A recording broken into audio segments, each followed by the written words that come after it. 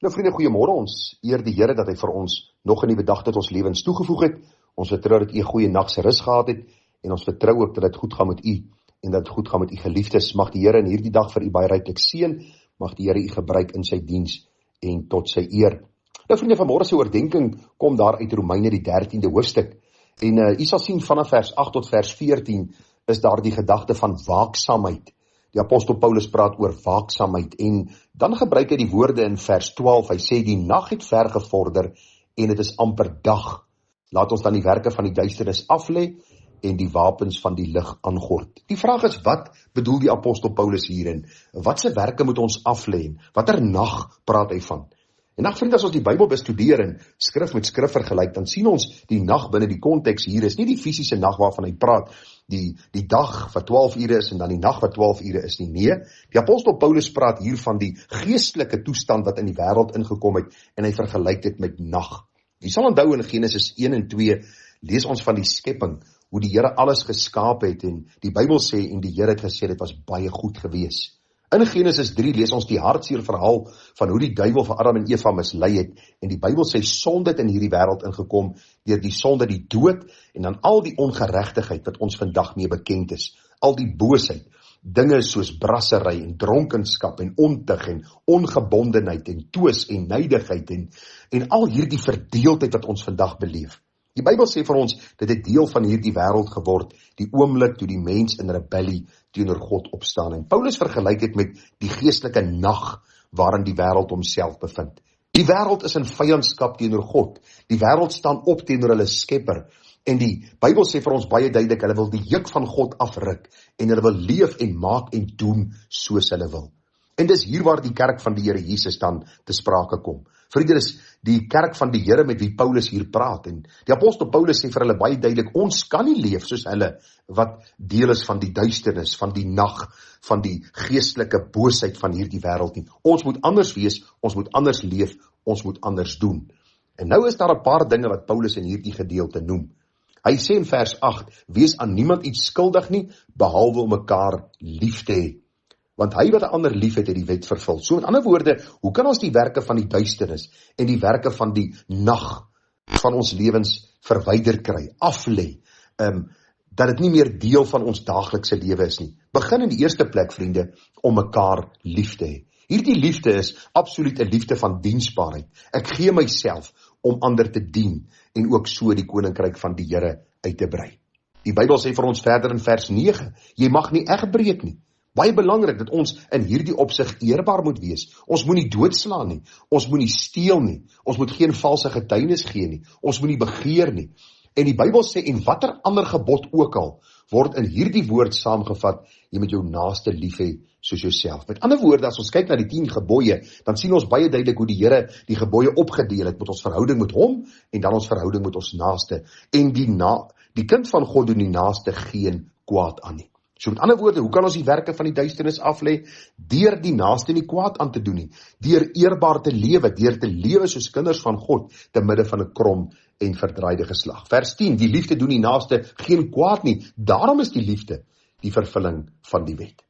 En dan begin hy praat in vers 11 en hy sê, en dit te meer omdat ons die tydsomstandighede ken, dat die uur vir ons reeds daar is om uit die slaap wakker te word, want die saligheid is nou nader by ons as toe ons gelowig geword het. So wat die apostel Paulus eenvoudig sê is, dat kinders van die Here moet wakker word. Kinders van die Here moet werklik geestelik paraat wees. Kinders van die Here moet geestelik gereed wees om hierdie duisternis tegemoet te gaan met die werke van geregtigheid, met die werke van waarheid, met hierdie saligheid wat ons deel geword het en die vrug van die saligheid wat ons nou dra in hierdie bose wêreld.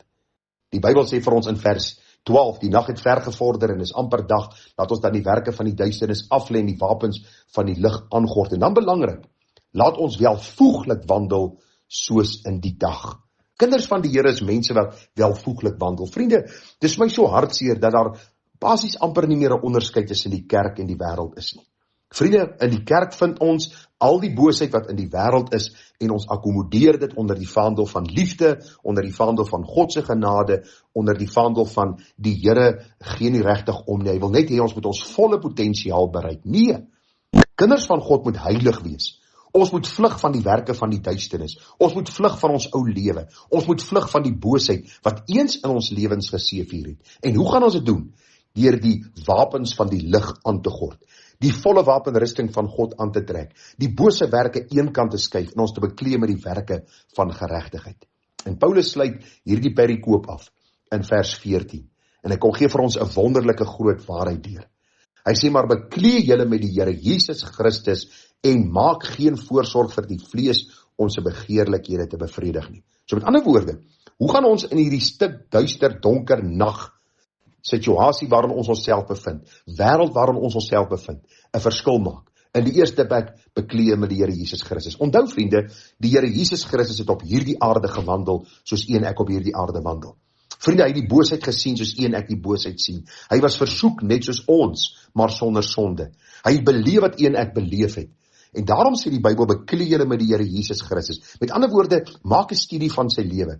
Kyk hoe hy opgetree het in welke situasies. Kyk hoe hy mense geantwoord het. Kyk watter goeie werke hy gedoen het. Kyk hoe hy Vader verheerlik het, hoe hy gebid het, hoe hy in die sinagoge was, hoe hy getrou was in die onderlinge byeenkomste, hoe hy sy lewe geleef het om Vader te verheerlik. Hy sê sy spys en sy drank is om Vader te verheerlik. En nou sê die Bybel, bekleed met die Here Jesus Christus. Met ander woorde, volg in sy voetstappe. Ons kan nie die werke doen van Christus nie, want u en ek kan die sonde vergewe nie, u en ek kan die wonders en tekens doen nie, u en ek is nie Christus nie, maar ons kan sy voorbeeld navolg. Hebreërs 12 sê vir ons baie duidelik, die oë gefestig op Jesus, die leidsman en volëinder van ons geloof. So hoe kan ons die werke van die duisternis aflei? Deurdat ons bekleed met die Here Jesus Christus, 'n studie te maak van sy lewe, vriende, en te sê, Here, ons wil in u voetspore volg, soos die Bybel het vir ons leer. En dan 'n tweede ding wat baie belangrik is, maak geen voorsorg vir die vlees om sy begeerlikhede te bevredig nie. Met ander woorde, moenie na plekke gaan waar jy in die versoeking kan kom om die vlees te bevredig, om die sonde te doen, om die werke van die duisternis te doen nie. Ons moet as kinders van die Here in die lig wandel en daarom gaan ons na plekke wat God sal verheerlik. Ons gaan nie in die varkbakke van die wêreld lewe en vriende, as ons deel van hierdie wêreldse sondes raak, dan vir die Here sê, maar Here, nou wat het nou gebeur nie? Nee, ons as kinders van die Here tree proaktief op. Ons vlug weg van die werke van die duisternis. Onthou u vir Josef, toe Potifar se vrou hom wou verlei het, toe het hy sy kleed gelos en hy het weggehardloop uit die huis en gesê, ek kan nie hierdie groot sonde doen en so teenoor God rebelleer nie. En dis presies dieselfde gedagte vir my en jou. Dit help nie ons is by die plekke van duisternis en ons val in sonde en ons vra vir die Here wat nou nie. Nee, as ons bekleed met die Here Jesus Christus, dan sien ons dat alhoewel hy tussen die sondaars beweeg het, hy nooit deel van die sondige praktyke geword het nie. Hy het nooit voorsorg gemaak vir die vlees nie en hy was nooit in die donker hole van hierdie wêreld nie.